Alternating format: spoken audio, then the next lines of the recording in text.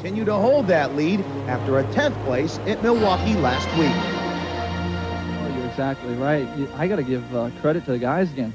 This thing has finished 15 consecutive races. Unbelievable. I'm so proud of them. You got to recognize it's the first-year team, and very, very proud of these guys. Great pit stops once again, and like you say, if you're going to have an off day and finish 10th, you probably shouldn't complain. CRAVEN leads the Busch Series regulars with 2 wins in 1994, and he's only one of 3 drivers inside the top 15 in the point standings with a victory. The other 2 are David Green, second in points, and Hermie Sadler, who sits third. Both have only 1 win, and before the season gets the final checkered flag, it's going to take a lot more top finishes and probably a few victories in order to win it all. You can talk about it all you want to, but you have to perform on the racetrack, and we've been doing that, except we went to a low the last 4 or 5 races, and maybe Watkins Glen to get us going again, and I really want to have a strong second half and put ourselves in position to win. If we do that, we have a good chance to anybody. One driver that's never gone to victory lane is Bobby Dotter, but his conservative style has him sitting a solid 5th in the standings, 170 points out of 1st. What about the people that say that you cruise or ride or you're not as aggressive as you should be out there? I mean, I know you've heard it before. Oh, yeah. I mean, it's true to a degree. I mean, I've been in that position for so long that this is the first time I've ever had a sponsor. It's hard to push myself not to do that. And when I keep staying up there in points, I keep getting some decent finishes. It's hard to tell myself I'm doing the wrong thing. So I'm trying to inch at it rather than jump on it. Kenny Wallace has clicked for 9 top 10s and 7 top 5s to lead the league in those categories so far this season. But he'd like to steal a couple of wins from CRAVEN and others for a solid second half.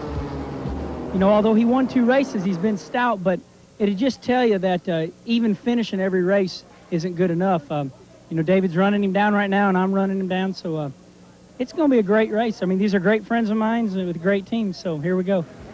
Any one of 13 drivers can conceivably claim the crown at the season's conclusion, including Robert Presley, Chad Little, and Larry Pearson, who stand 6th, 7th, and 8th. All 3 would like to put some early season bad luck behind them. Chad, like Bobby Dotter, has had to drive with some broken bones and with the help of a couple relief drivers. But for Robert Presley, it's been the cardinal sin for a championship run: failures. One thing I've done all year, I've just concentrated on finishing in top 5, you know, or these last 5 races, and not really wanting to push everything to win a race. But now we've got it turned around. The cars are staying together. From here on out, we're going to see what we can do. You know, we're going to start winning races, finishing up front, and look at that championship. Larry Pearson, on the other hand, has finished consistently, but is plagued in the points race because of missing 1 race earlier in the season. Nonetheless, he stands 8th in points, only 224 points out, still with a shot at the crown. The points chase, chasing points. I guess nobody understands it better than you do. I suppose you have to have all the ingredients to do it. Your philosophy on chasing a championship? Well, you've got to be conservative a little bit. You know, you've got to be around at the finish of every race, and we have so far. But we've got to get more competitive as far as running up front and, you know, maybe winning some races. That's the only way really that we got a chance to catch these guys, unless they have some bad luck, which it doesn't seem like they're going to have right now. But the main thing is you've got to be finished at the end of the race and try to get a top 10 every race.